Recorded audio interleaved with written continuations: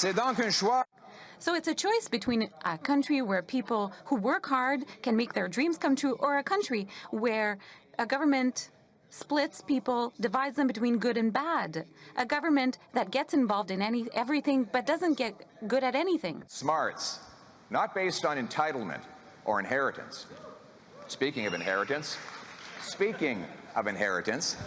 no, I'm not talking about Justin Trudeau's family fortune, which he hid out in a tax-protected trust fund.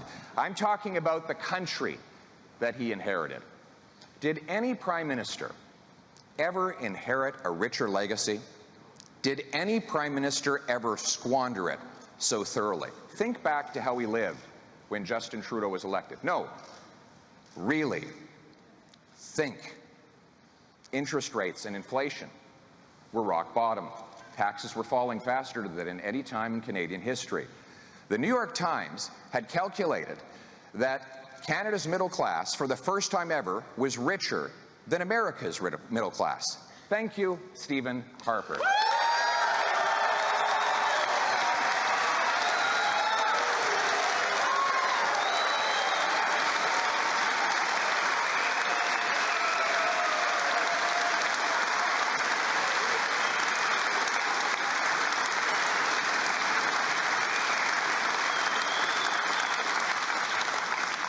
The budget was balanced. Thank you again, Stephen Harper. Crime had fallen by 25%, so low that small-town folks often left their doors unlocked. Our borders were secure. Housing costs were half of what they are today. Take-home pay had jumped 10% after tax and inflation. All this despite a once-in-a-lifetime financial crisis in the U.S., and wars in Syria, Iraq, Afghanistan, and yes, Ukraine. Funny how when Stephen Harper was Prime Minister, none of those wars caused inflation in Canada, right? Yes, when Justin Trudeau took over, Canada was rich, affordable, and safe. And he promised that if he had a big government that took more power and more money, he would change everything. And boy, did he ever. That is the only promise that he kept. So what has changed? What has changed? 8 years later, inflation, after already hitting a 40-year high, is back on the rise again. And the economy is shrinking. GDP per capita is actually smaller today than it was 6 years ago, and Canada's growth is now projected to be the worst in the entire OECD, not just for the next 6 years, but for the next 3 decades. Housing costs have more than doubled after Trudeau promised to lower them.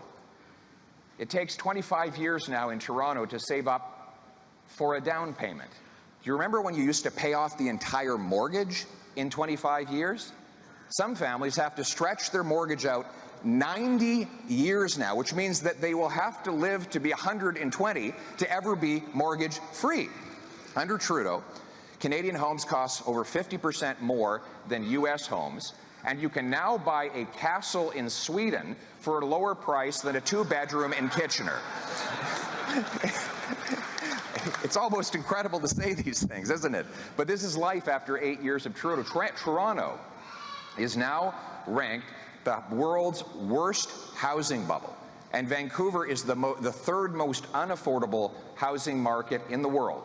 Worse than New York City, worse than London, England, worse than Singapore, a tiny island with 2,000 times more people per square kilometer than Canada. Meanwhile, Trudeau's carbon tax has forced 1.5 million people to food banks, and it caused a fifth of all people to skip meals.